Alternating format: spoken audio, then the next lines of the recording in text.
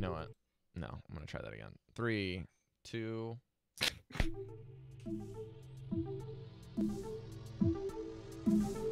Welcome to the podcast that buffs your Hearthstone game. This is Velen's Chosen. Not all who wander are lost.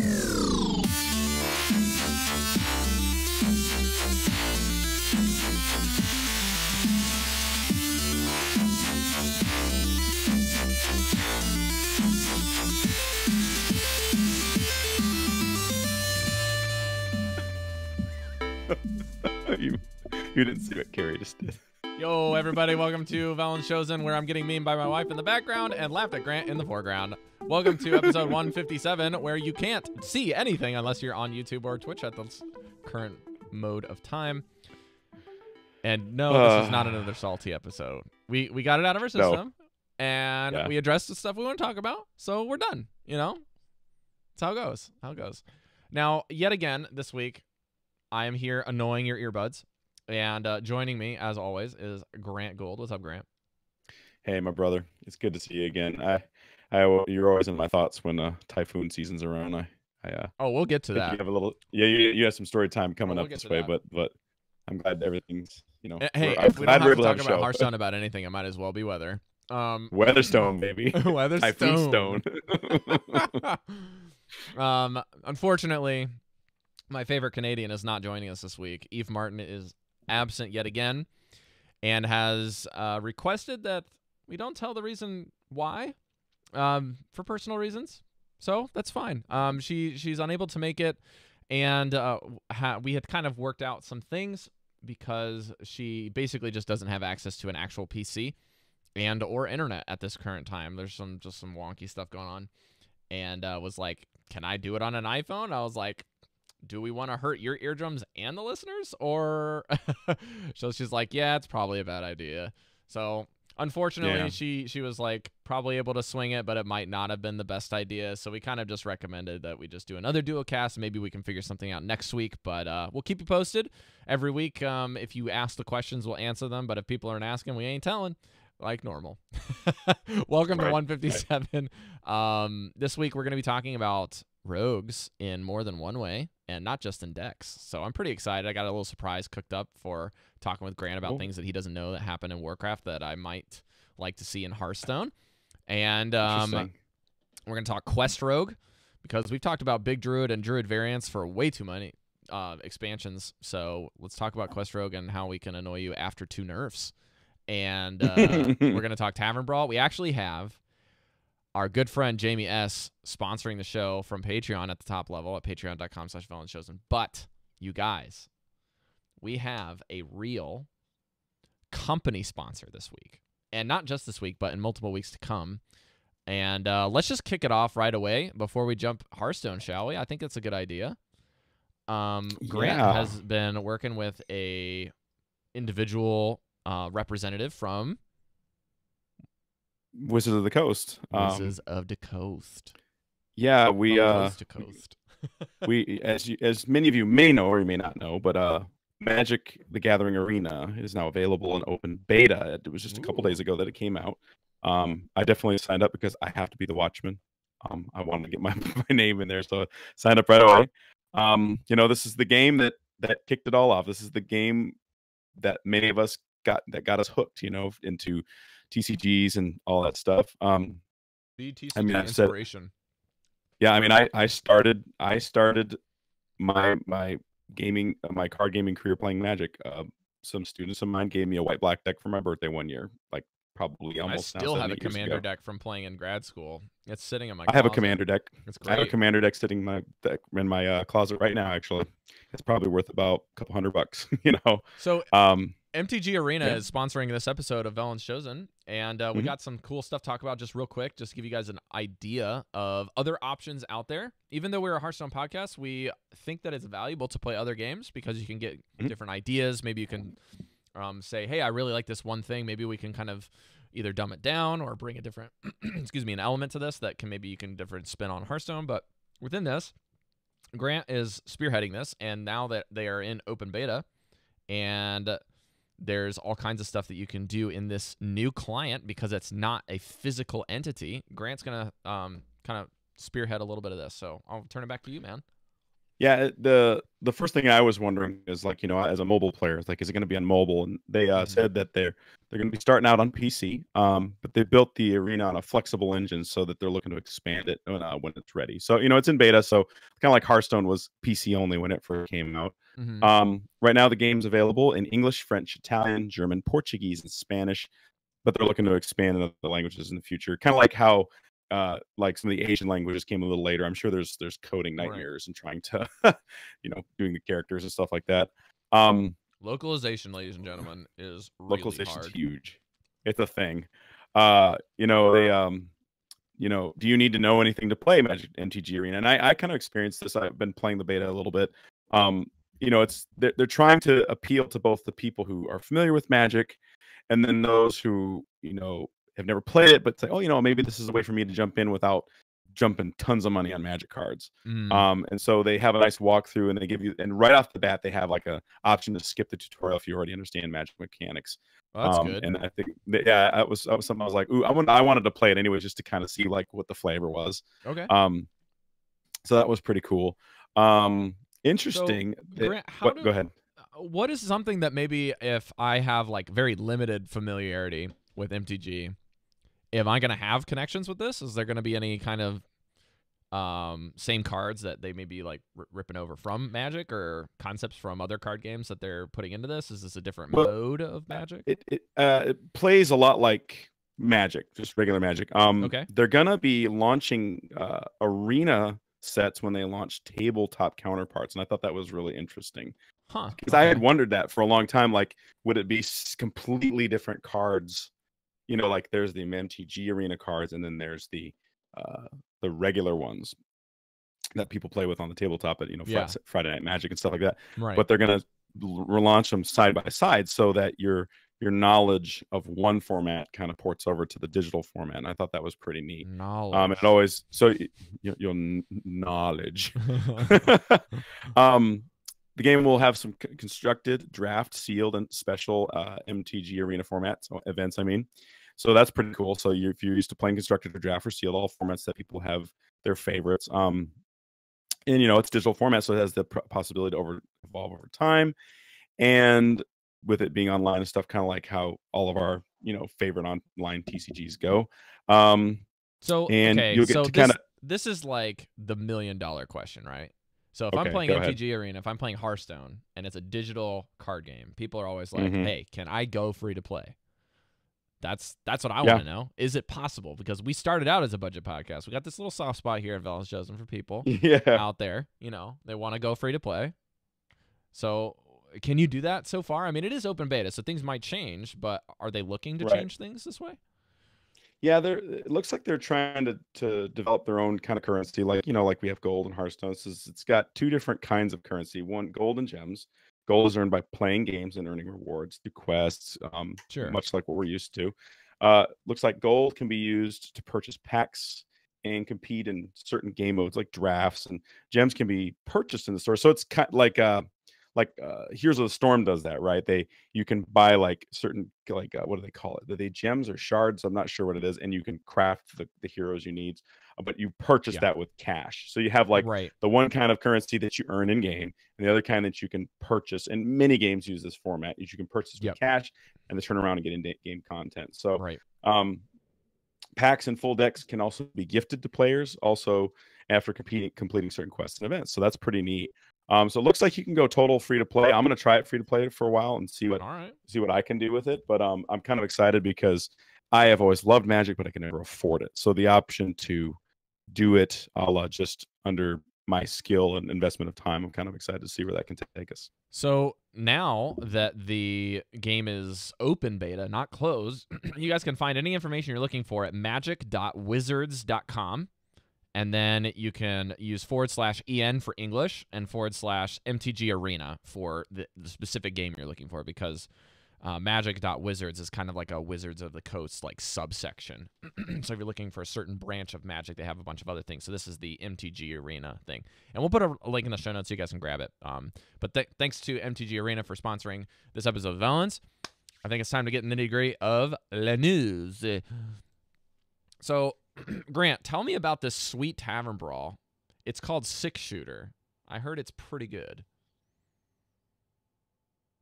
I believe on the live show, if you guys are tuning in, Grant is currently frozen. And if you're in chat, please say something, whether you can hear me still or not, because on my land, it looks like my internet is stable.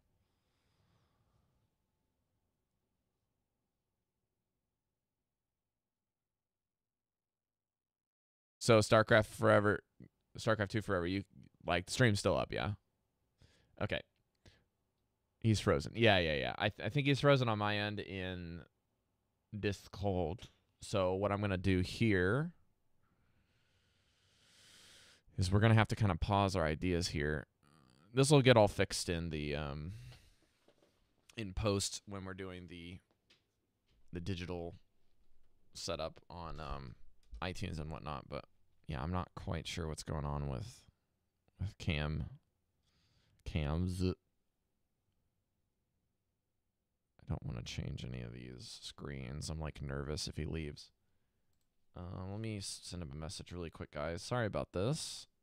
It was a little stuttery at the beginning, but it kind of fixed itself, so.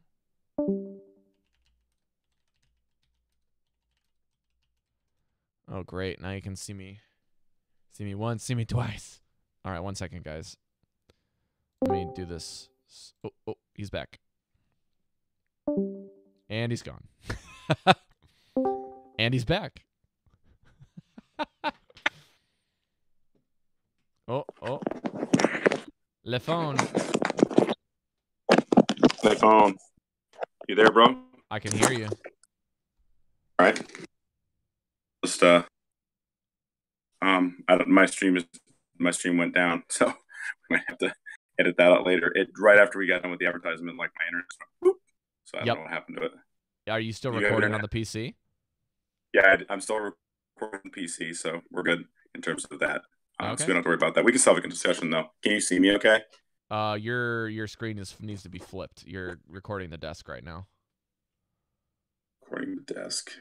So I see. The cam swap, and then tilt your camera sideways, so it's long ways, and that should fix the camera. All right. Sorry about that, guys. We're still recording with Grant's mic, but we're gonna be running just a little different. No worries. Yeah. I'm gonna EQ him just a little bit lower on Discord real quick. Go ahead and keep talking, Grant. Yeah. Cool. You there? Yeah, I can still hear you. Excellent. Lowering your volume cool just a smidge. Okay, cool. Let's start from here. So after the ad, I want to talk through Six Shooter Brawl, because this is one of the coolest brawls we've actually ever seen. Mm-hmm. So let's talk about it. Mm-hmm. Yeah, the brawl is it was probably one of my favorite brawls. You pick one card, and it's 6 cards. You pick 6 cards and just you go to town. And the cool thing is obviously one card's going to cycle out. Those 6 cards are going to cycle out pretty quick. But as soon as you start cycling out, they just fill your deck up with the same 6 cards again, and so you can draw multiple copies of it. And so it was really fun. I tried a Flame Waker kind of mage, something or other, and used some cheap spells and just like blasted my opponent down, and that was super fun. And nice. Tried some rogue stuff with some shenanigans, like spells and midwinds and stuff like that. Some of our people on our Discord posted, and that was cool as well. So I actually went to Hearthstone Top Decks, and they had an 83% win rate deck there. 83. And it was a Warlock list. And boy, howdy, did I have a Warlock quest to play cards from Warlock. And so I was all over this. And guess what the 6 cards were? It was a discard list. So you start out Malchazar's Imp from the Karazhan, one-item Karazhan, and then you pick up Solarium, and then you pick up a Silverware Golem, and a Fist of Jaraxxus, and a Tiny Knight of Evil, which grows, I think it's +1/+1 or +2/+2 for every card you discard while it's on the field. And then you grab a Soulfire. And I think that's 6 cards, right? Malchazar's Imp, Soulfire, Solarium, that's 3. And then you've got Silverware Golem, Tiny Knight of Evil, and Fist of Jaraxxus for your last 6. And so what happens is You set it up with, you have the coin, you have 2 1-mana cards in your hand. That's how you do it. And then you snowball. And even if you're discarding something that you want to keep in your hand for the next turn, setup is still okay. Like, you end up just snowballing the crap out of everything.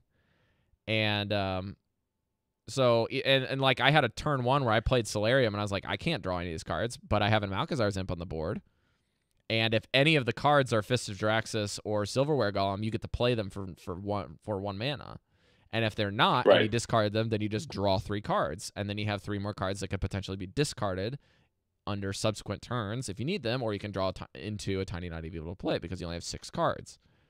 And it is ridiculous, Grant. Like, there's some pretty crazy things that I lost to in my first game because I tried your Mage deck first, and I lost to a deck that was running Moonfire. I think it was Moonfire, Innervate, Gadget Zan, the 1 mana card that allows you to gain 2 mana crystals. I can't remember. Biology Project, is that right? Biology Project, yeah. So it ran Biology Project, Gadget Zan, Innervate, Moonfire. It's either Bite or Claw, whichever one gives you like 2 armor and like 2 attack or something like that. It's like nothing. Yeah. And then the other one was Earthen Scales, where it just heals up. So if you get real low, it just bumps you back up. And you just have these insane Gadget Zan turns because your deck just always keeps replenishing itself. And if you draw Biology Project beforehand, you're just like, this is over. So he basically just turtled me out, and I got him down to 5 health, and he killed me because he just went way too high, and I couldn't recover. The Mage deck was great, but I didn't draw anything. So I was like, oh, geez. But it was fun. Like, if you don't match up against that, it'd be cool. I saw some people doing Taunt Warriors. There's a good way to do it. Just go check out Hearthstone Top Decks if you're feeling lazy and you don't want to draw or like worry about building something. You're kind of last minute. But I mean, I got my quest done. I got my free pack first try. I actually just went in it again to finish my quest. It was fun. Honestly, I was like, man, this is like, there might be something to this in a card design in the future. I could see this being really fun. Kind of going infinite. Yeah, I love the Tavern Brawls where they give you extremely limited decks. Like the 2 cards, the 2 cards, they're always my favorite because there's a certain amount of it just changes how you think about the game. It's kind of like what if you could have 5 copies of something in your deck, or what if you could do like what kind of busted things could you do with that limitation? In some cases, you can do more busted things when you know you're going to get 1 or 2 cards guaranteed. You know what I mean? Yeah. That's just so fun to me, and I oftentimes find myself using those particular brawls to grind gold. So and honestly, if you're looking to grind gold and you find a Tavern Brawl that you just like that has a certain amount of brevity to it, this is one of those kinds of brawls that especially if you can get the games to end fast. On one way or the other. Well, and after, like, by the time you get to Friday or Saturday, people have kind of figured out what the decks are, and a lot of times, depending on what they're running, they know what the matchups are, and so they'll just concede if they think that there's not a chance. They'll just concede and move on to the next one. Because it's one of the few milieus in Hearthstone, if you will, that allows you to, not feel bad about just conceding a game at random. Like, oh, whatever, who cares? It's just a freebie. Yeah, just 30 seconds, whatever, just for the queue time. Because there's so many people that play it, you really have to wait. So that was cool. Anyways, but I like this one a lot.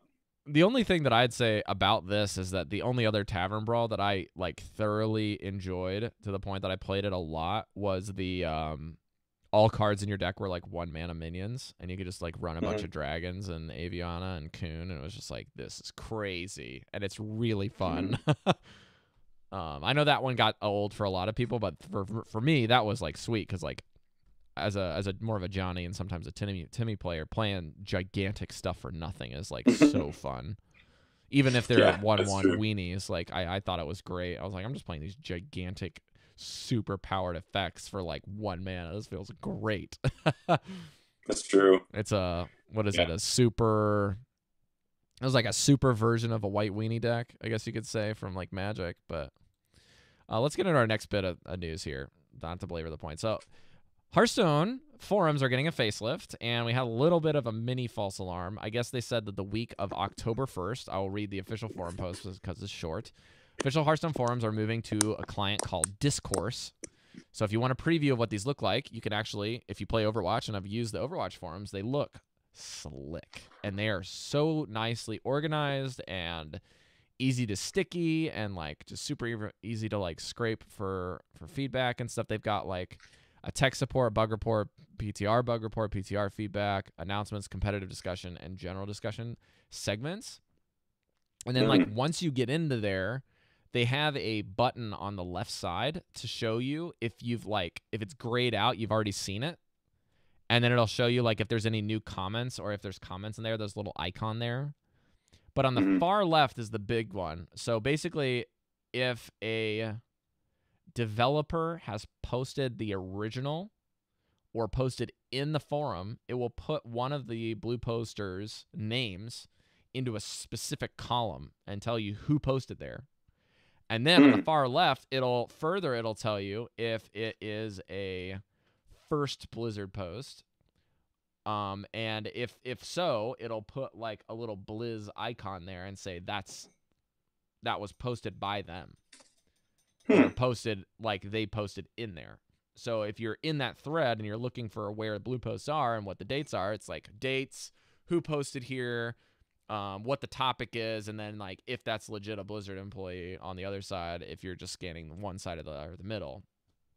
So like you can see Scott Mercer or Josh Engen or Jeff Kaplan or Lylera, or I think who's the other one? Josh Engen's the main one that spends his time there. He's the guy that I've been talking to on Twitter and the forums and stuff like that stuff. And then the sticky posts are all put at the top, and you can always see the updates there and how many comments are in the thread.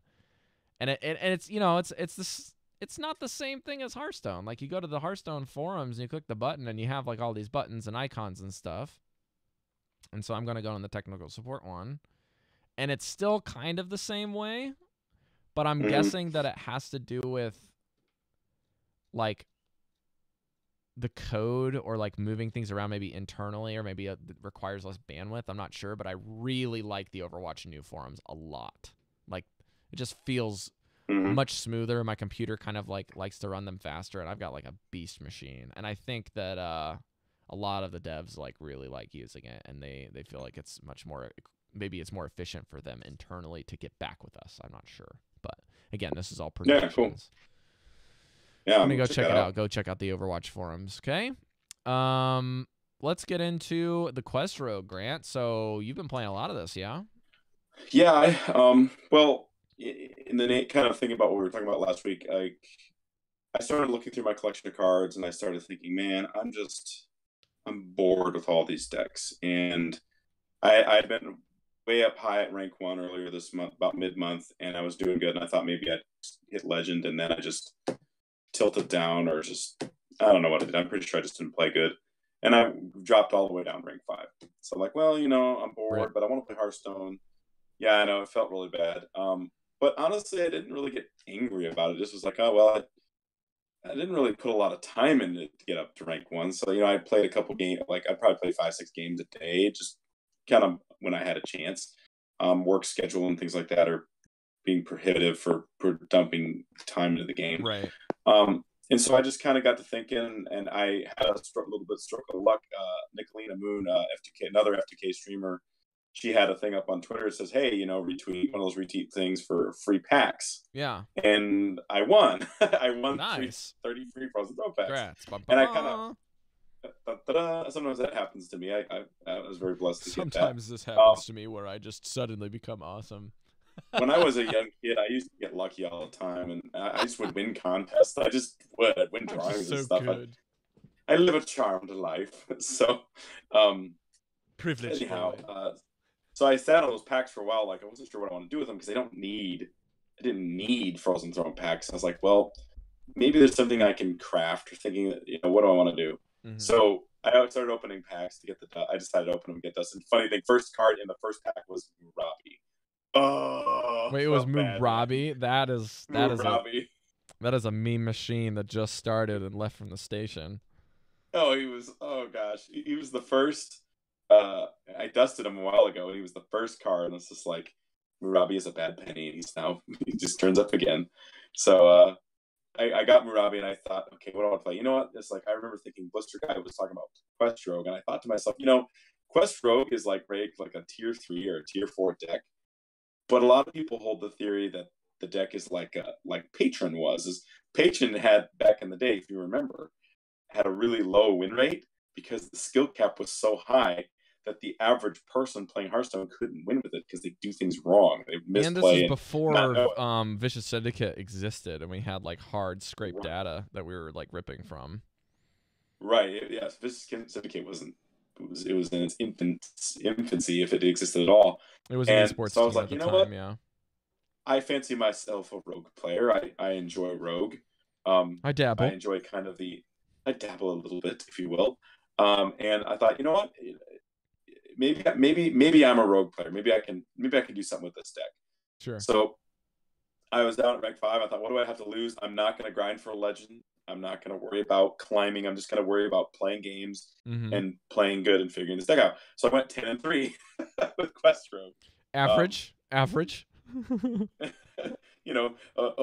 sample size isn't big enough, but that's what everybody says. But I thought 10-3 was a pretty good record. So, given how crazy the meta is, and you're playing a quote unquote polarized deck, how did it feel? Like, did you run up against the same stuff a lot, or was it relatively, random? The general feeling of the deck is like, and this is a kind of feeling as an experienced player that it's taking me a while to get used to. Is the feeling is you start the game and you kind of know what cards you want, but I never felt like the mulligan was an obvious mulligan. Like, oh man, if you're playing Tempo Mage, you want Mana Worm, an Arcanologist, and maybe a Secret, or maybe what's the Violet, not the Violet teacher, Illusionist, Dalaran, not the one that's like the 4/3 that lets you cast the Secret for free. Something that you can curve out, something obvious, right? Yeah. Like Wild Growth on 2, for Druid. Right. And okay. So as I played it, I learned something this month. I learned that in order to play a deck well, I should really, really say I would like to start with the premise of I want to play X deck, whatever that is. This time it was Quest Rogue. And the first thing I did is I went and I did reading before I played any game. I did some reading. I went online. What are people saying? What is the mulligan? What's the play style? What do I look out for? What are the bad matchups? What are the good matchups? Before playing anything, because I guess maturity has settled in a little bit, and I'm not just as impetuous as like, well, you know what? This deck seems good. People go, I'm good. I'm a good player, so I'm just going to go win with it, because that tends to breed.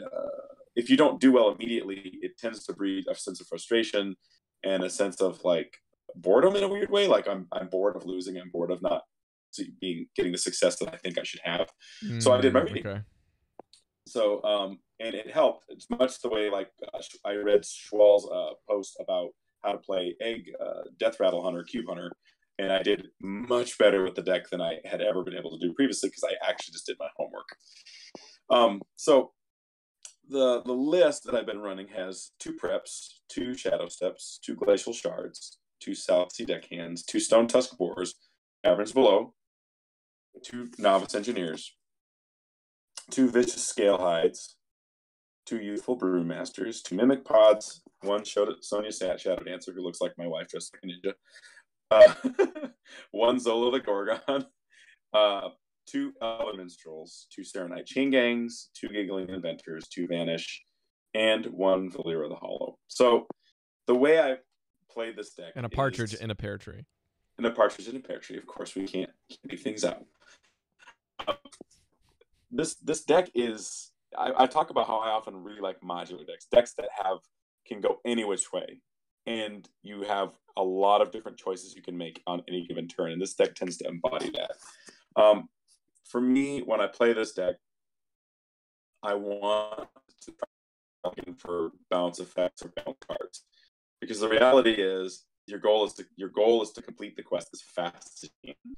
Yeah. So complete that quest, and you can on a giggling inventor, it grinds the other player to a halt unless they have reach, unless they're like a Tempo Mage who already has been burning you down and can just shoot over the top. Yeah. Because the way the games tended to go is I would and this what's when I read this is people say, yeah, you really want to get your Brewmasters or your Shadow Steps or your Sonya in your hand, so that once you do acquire some pieces, because you kind of have to acquire some cards in your hands and then formulate a game plan. And that's kind of a weird feeling, not knowing what your game plan exactly is going to be when you first start playing it. So I started playing. I was like, all right, I'm gonna. Okay, it looks like I have like a lot of times I get a Novice Engineer and a bounce effect and a bounce effect. Well, Novice Engineer is great because it keeps drawing cards, but you have to be very judicious. Like I have a copy of this now. This might be the card I need to bounce. Or I have one Glacial card. That's really good. Like Glacial card's like my favorite one to bounce because it grinds their minions to a halt, and unless they have a weapon or some big type of removal, they can't do anything to you. So there's some cards that are really, really nice to bounce. I never liked to keep South Deckhands on the board. Those are your end game cards. Those are the cards that you want to cycle late game, just keep pounding them down with charge, or even use them in tandem with Sonya to clear boards. So when you're playing this, Grant, you're looking to grab Shadow Steps. You're looking for your Novices just for draw. You're also looking for your Brewmasters and your Sonyas and your Sonya, because there's only one, and Zola, just to play them. And then you're kind of just wanting to find stuff to like stall them out as best you can until then. That's basically what you do. Go at it, because the deck kind of has shifted a little bit of the play style to be a lot more.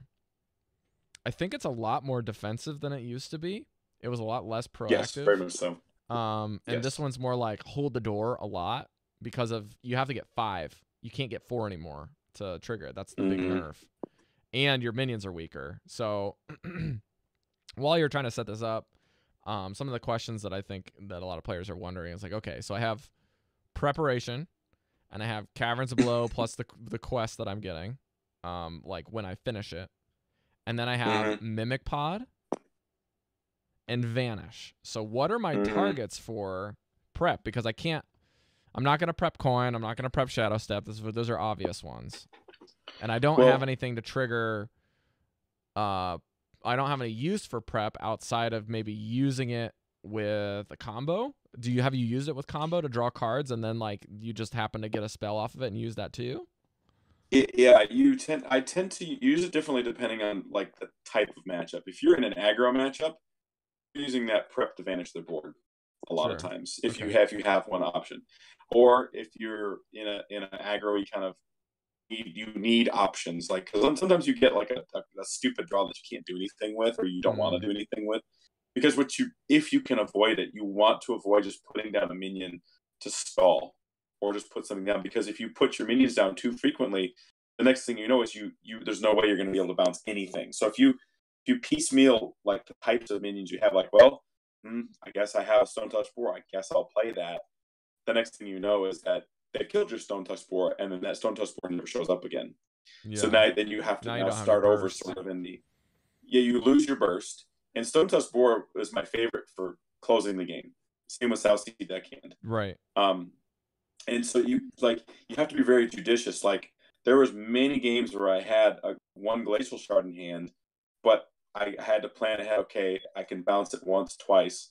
But if I play him and I don't, and he dies, and I play use 2 or 3 of my bounce cards, that could really hijack the rest of my game, and I may not be able to bounce anything. You kind of have to wait.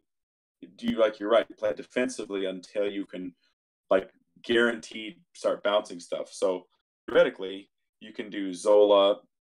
You know, if you have your Zola or you have your Sonya Shadow Dancers and things like that, you can do that. Like the easiest way to play is Sonya and do 5 boars in the face, and bada boom, bada bing, you have the quest. It's the easiest thing to do. It doesn't mean it's always the right thing to do, but you can actually complete the quest that fast. Sonya is like one of the biggest cards in this list, as being like, if you set this up right and you got like a bunch of mana, then it might be GG, because that's how strong she is in this. And she's super strong if you use her right. You have to kind of think about what you need her to do. Sometimes the best thing to do with her is just to like use her to clear a board. Sometimes the best thing is to use her to complete the quest. Sometimes the best thing to do is just get life. Heck, sometimes you just got to survive. You use like the scale heights and trade those in and try to build yourself up. And you have to kind of assess those situations. there's a lot of, the joke is that rogues are always playing from behind, and in this deck it felt a lot that way, but you learn to be comfortable with it, to play that way. Yeah.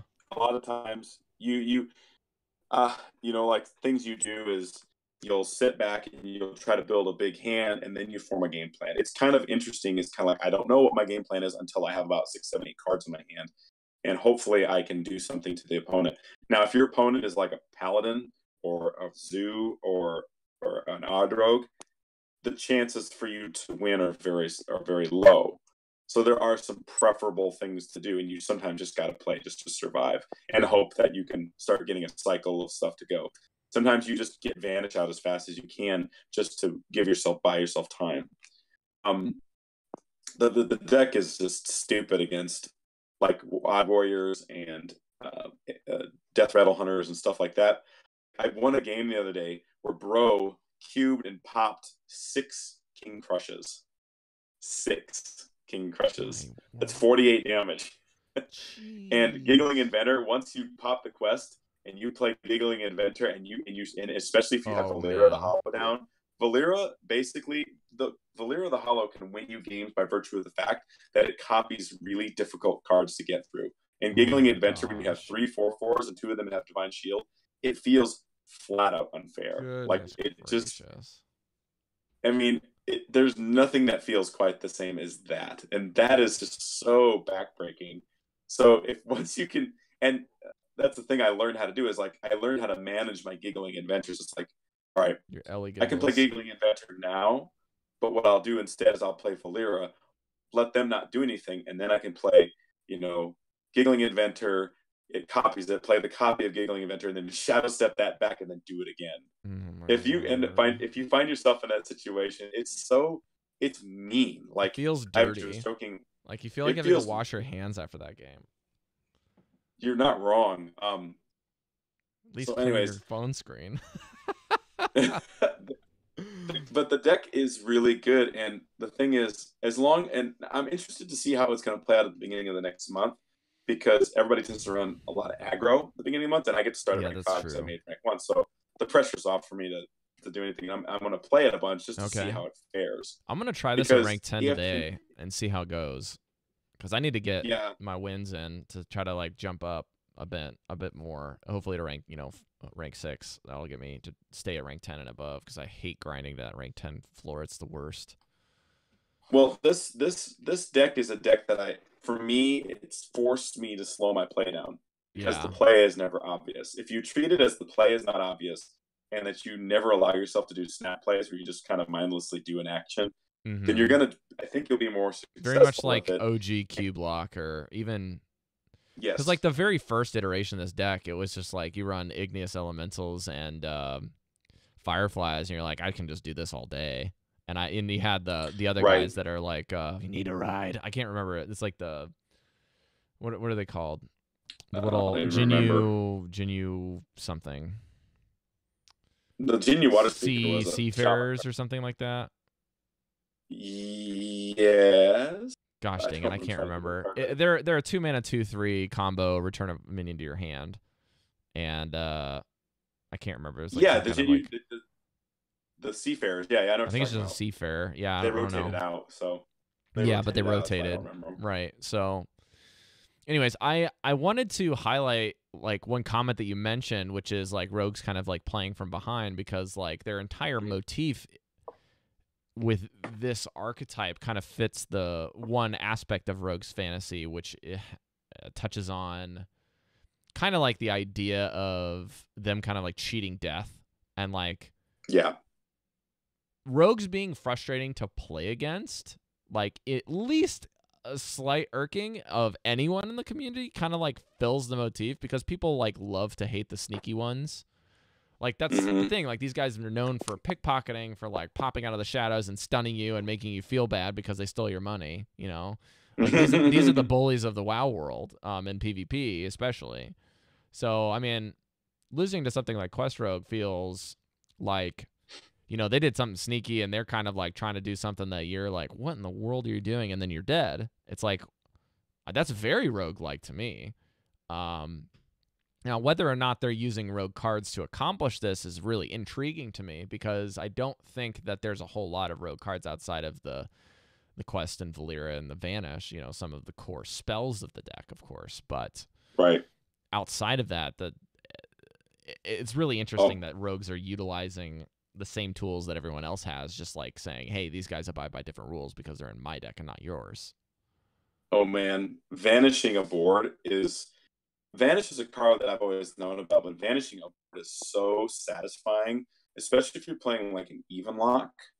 You play an even lock deck, and they have a full hand, and they got all these giants and stuff out there. It's like, dude, it'd be a real shame if something happened to that board. In fact, I would oftentimes keep Vanish against an even lock. Yeah, if I suspected in the mulligan or a zoo, I would keep it. That's the thing. You got to know your matchups. I think that's a thing that's very.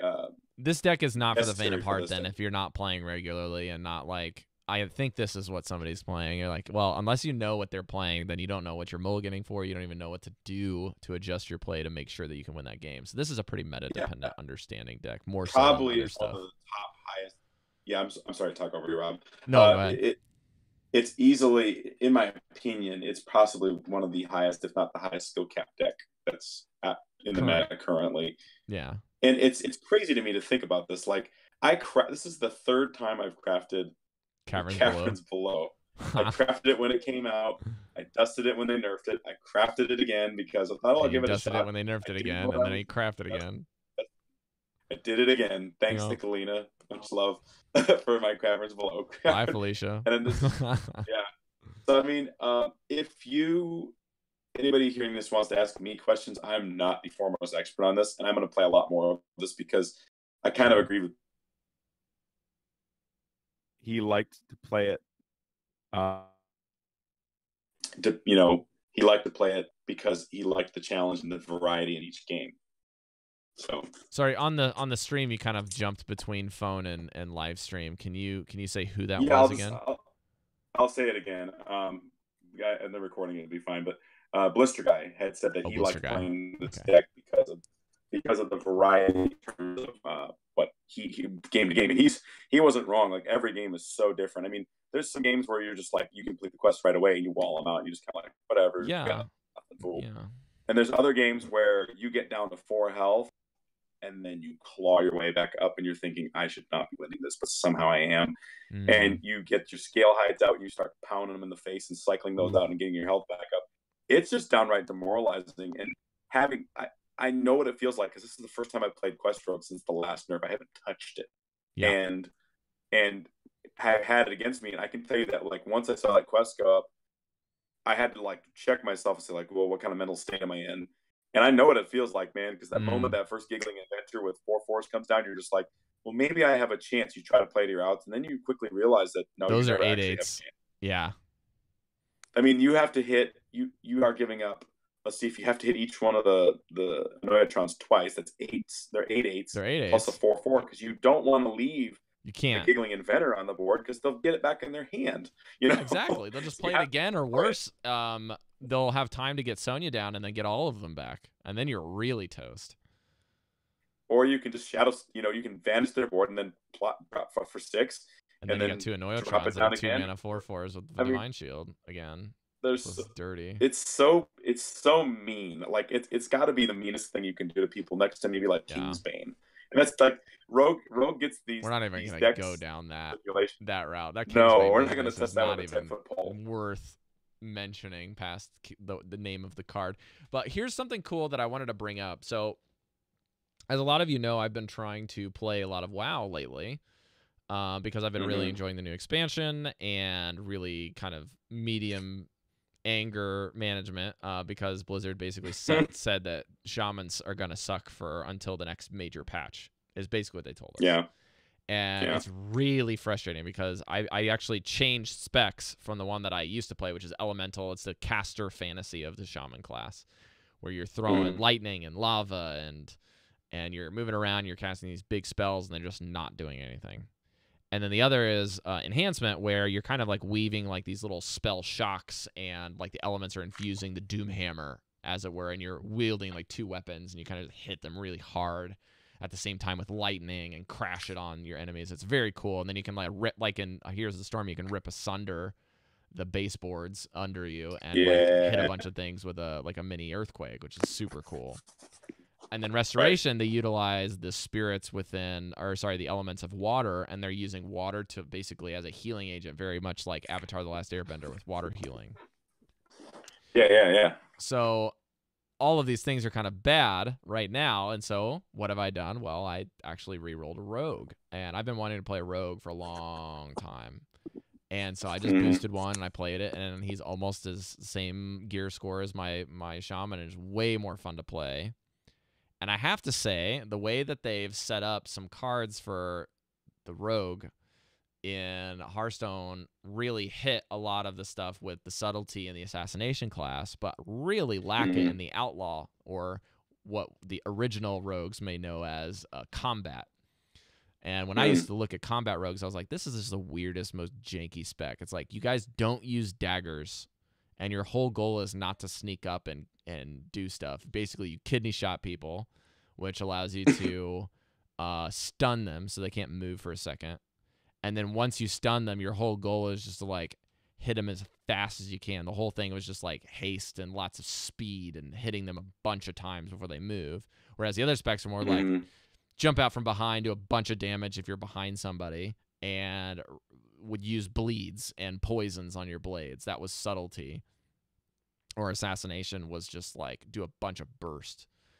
But like with Outlaw and how they've relabeled the class within Warcraft, I know this is a long setup, but bear with me, guys.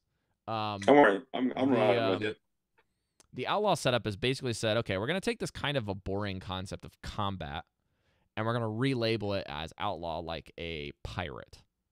So they have a grappling hook now, and that's the only reason I chose them.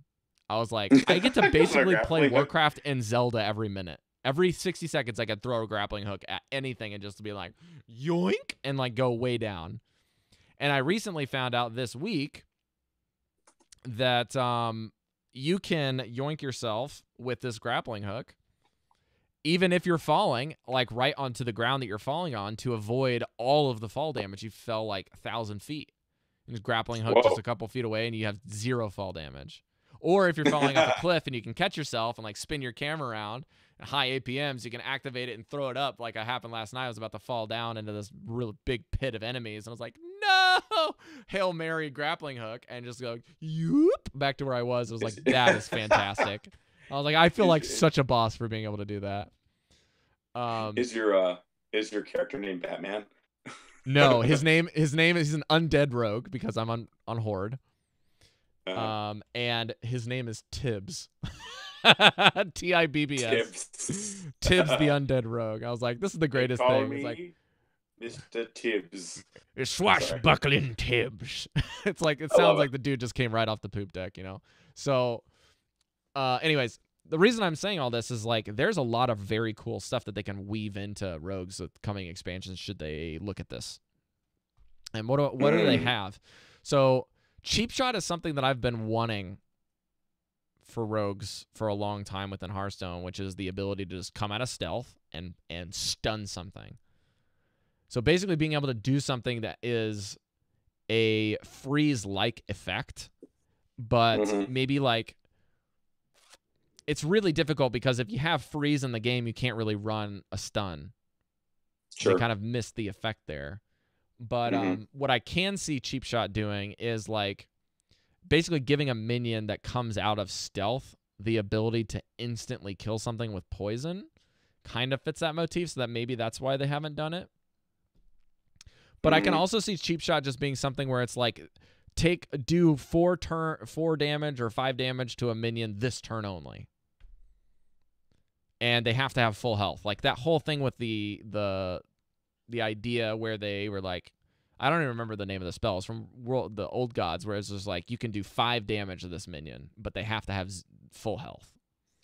Yeah, I know what you're talking about. There's a 3-mana strike card.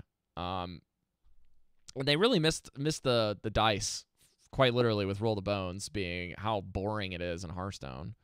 Because this basically gives you one of 5 buffs that you can roll, and then it gives your character like insane speed or insane like energy regeneration so you can do more stuff. So it's like basically it's like Roll the Bones could have been basically Primordial Glyph for Rogue, where you can like pull one of like 5 spells in like a really limited pool. That would be such a cool idea. Oh, that'd be sick. They have this other thing, which is their combo point called Dispatch, which does a ton of tons of damage. It says finishing move that dispatches the enemy, dealing damage per combo point. So like you could just say, hey, if you ran 3 spells, this does, or if you this card does 2 damage, and it's 3 mana or 4 mana, and it's like that's really bad. It's like, well, if you played another spell this turn, this gets discounted by 1 and increases in damage. That could be really crazy, right? Think about like the Miracle Rogue aspect. That could be a really cool concept. And then they have Pistol Shot, where you can like legit pull out a hidden gun and shoot them. And then they have another ability where it's a longer cooldown, does high damage, and it does a stun effect again, but it's called Between the Eyes, where you like put the pistol right point blank range to stun somebody right in their dome. Yeah. So I don't know. And there's also stuff like there's something called Marked for Death, which basically says generate 5 combo points, and if the target dies, then you get this ability. You can use it again. So I think rogues could do something like that with Marked for Death, where it's like, this spell costs 1 mana. If you kill, like, target a minion, if you kill that minion, you get this card back into your hand. Like, and I don't know. Maybe something where it's like deal 1 damage to a minion. If it dies this turn, you can get this card back in your hand. Similar to like the head crack. Yeah. Head crack was pretty lame because it's like hit face only. You know, but like if they did something like a head crack version that was a little weaker and maybe made it based off minions, you could like make something very interesting. And then, you know, your favorite card that got nerfed, Grant, and mine, Blade Flurry. Yeah, Blade Flurry. Rip. They have a card called, or they have 2 AoE or area of effect spells that rogues have now called Killing Spree. Teleport to an enemy within 10 yards and attack with both of your weapons. While this is active, while Blade Flurry is active, you can also hit all of the enemies for full damage. You know what you could do is you could make it like a minion, like a spell you cast on a friendly minion that can go and do damage without being hurt. Like immune. Like immune, but to make it a spell. Yeah, I like that. Equip a minion with a bunch of daggers, making them immune and dealing bonus damage this turn, and having like the cleave, similar to the cave Hydra. They have like it is cleave, but is the right term, but it says deal damage to adjacent minions, that kind of an idea. Right. And the other one is Blade Rush. Now this sounds awesome on paper, right? Like just think of the idea in your mind. If you're looking at a new card, you have no clue what the card text is, and it says rogue spell Blade Rush. Like I'm excited, okay? Like sign me up. I don't even care what the card says. I'm excited for this Blade Rush we're about to go into. I'm hoping they print some busted stuff. Like I kind of want them to print not safe cards from the next meta, and then nerf them. Like let us play with them for a little while, and then nerf for them. every class. That would be so good. Just like make the entire power level of the new set too strong, and make it that you have a higher density of class cards. I still feel like Hearthstone does a terrible job at putting too little cards within class stuff. It's like if we want to make this an identity crisis issue, then let's stop printing so many neutral cards. And then you look at all the neutral cards that are legendaries. It's like these are the cards you just don't want to see in your packs, and you induce depression by opening it. It's like, I mean, think about like when they released like 130 some odd cards per set, and you don't even bother to care about like 130 of them most of the time. You know what I mean? Yeah. You paid for 135 and you only care about 5 of them. It's kind of like, I wonder how long this will go on. Anyways. How long can this go on? Yeah, I think that's something that honestly I didn't really even plan to talk about. They also have this spell called Adrenaline Rush, which I am super hyped if they can figure out how to put that in Hearthstone. Blade Flurry, Adrenaline Rush, slice and dice. Like, come on. I'll tell you what, I'm gonna seriously look into playing some WoW in the next couple weeks because my wife's going out of town. I want to make a rogue character. We can be rogue buddies together. Sweet. I'll roll another one and play it at low level because it sounds hype as heck. Or I'll even play a monk or something stupid because monks are just like something that you don't get in Hearthstone. It's true. Outside of like pandas, but I understand. Like if they printed a new class, I think Hearthstone would have to print 3 new classes, and they'd have to do all of them at the same time. Death Knight, monk, and then the meta would just be like demon hunters, monks, and death knights, and that would be it. But they've already done the whole death knight thing, so yeah. But anyways, what do you guys want to see? Like, if you guys are Warcraft fans out there, maybe even just Warcraft 3 abilities, you just remember Dota abilities. You're like, man, this would be such a hype card if we put this in Mage, or you want to put this in Druid, or gosh, I wish my warrior could do something useful. If you're like me, that's the case. There's all kinds of cool stuff in the game, and please, if I could grappling hook, that would be amazing. Like grappling hook would be like, please take a minion from your opponent's board and put it in your hand. Like take it off the board and take it. That would be such a cool thing. Or you could have it be like a weapon that when you attack a minion, you do damage to it and yourself, but then you pull it over to your side and you keep it. But it has to be like a certain parameter, like maybe it's like 5 attack or less. Or something silly like that. What if it's just 0, or it's like 1 attack? And it's like grappling hook, 1 attack, 1 durability. Attack a minion and get it in your hand. Okay. I mean, that sounds intriguing and exciting. Take damage and steal something. That sounds sick. I'm up. So I'm in it, man. Valera, let's go. Let's do it. Yeah. Okay. Valera is Bay. Thank you guys for tuning into the episode 157. Please send all of your 80 gold quests to Eve if you see her online, and let her know that you're thinking of her and her just in general. I mean, she's a Canadian, for goodness sakes. Like, you have to like them. Love and support is what she needs right now. So yeah. Eve's great, and she's still active in the Discord. She's not like not here, so just let her know that you're around. She's there. She wants to talk to you. She's a cool person. She's the cool peeps, as they say these days. Yeah. She classes up the joint. Let's put it that way. Oh, jeez. Be sure to play whiz-bang decks with her, because I know that's one of her favorite pastimes. And Grant's, frankly. Well, if you want to, that'd be a perfect segue, Rob. Okay. If you want to play whiz-bang decks with me, I would gladly share my golden whiz-bang with you. If you want to follow me on Twitter at WatchmanHS and friend me in game at Watchman #1140. Be happy to share your quest with you, and we can save up that gold for the next expansion that will hopefully have grappling hooks in it.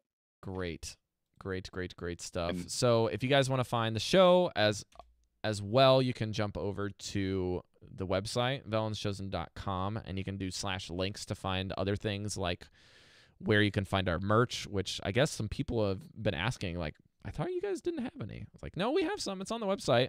You can check it there. You can see our Discord. You can link to the Patreon. You can support us there. You can hop on iTunes, give us some iTunes reviews. You can also run over and head over to our Twitch at twitch.tv/VelensChosenPodcast and catch the live shows typically on Saturday nights late, and pick that up there. Or you can be an affiliate there. We have some new subs, and it's been great getting to know some of our fans in different ways. Also, officially announcing this as of today, I'm definitely going to be at BlizzCon, and I know some amazing people that are going to be on the panels. I'll be on the Overwatch panel representing Omnic Lab, because that panel for Hearthstone is packed, ladies and gents.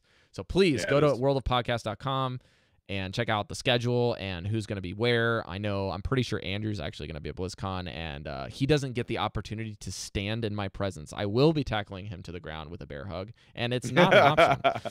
So I will see Andrew there. I'm excited to go see some other podcasters that I was a pleasure to meet last year, and also moderate the Overwatch panel with my good friend Andres and some other Overwatch podcasters. Nice. If you're there, give me a ring. If you're not, hit me up on Twitter. I'm on Twitter at the tag not Rob, and also on Instagram if you want to see all of the crazy Typhoon stuff I might see within the next week or so, if that train's still down, if I can get over to the area where the damage is and take a picture. But it's brutal. Typhoons are nuts, and Weatherstone continues in Japan, at least where I'm at. Grant, where can people find? Did we say where they can find Eve? Right? Did you say where they can find you? Eve, yeah, we did me. Okay, so let's promo Eve's stuff. Go ahead. Yes.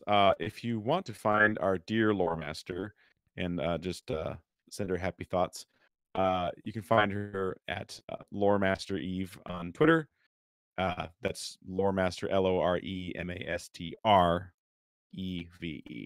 If you want to friend her in game and share those 80 gold quests with her. In fact, share those with her before me if you feel so inclined. You can find her at Loremaster E, spelled the same way, hashtag 1974. You can check out her other podcast, Knights of Lore, where they cover a wide spectrum of the lore behind so many of the video games we love, from Destiny to Warcraft to, let's see, what have they done recently? They did 3 days ago, they just had the most ridiculous of hats on to talk about Hollow Knight lore, which I know that is a game that Steve and Wicked Good Steven and Ridiculous Hat have been playing a lot of on the Switch recently. Cool. So yeah, let's check it out. And Eve's got the gift for storytelling, and the gift. Yeah, I mean it's awesome. Like late night driving at home, it's very engaging. It's good to keep me awake for those long days of being on the bus. So. All right, guys. Thanks for tuning in. If you're looking up stuff on Twitch and YouTube, you realized how crazy some of the internet stuff was on Grant's end. So God bless his soul and anything to do with whatever internet service you may have. But yeah, we made it happen. We made stuff go. We have a show this week for you. And remember, not all wander are lost. We will try our best to see what can happen to get all three of the clan and get the band back together again next week. But remember, not all wander are lost. We'll see you next week. Bye. Take care, y'all. Bye, guys.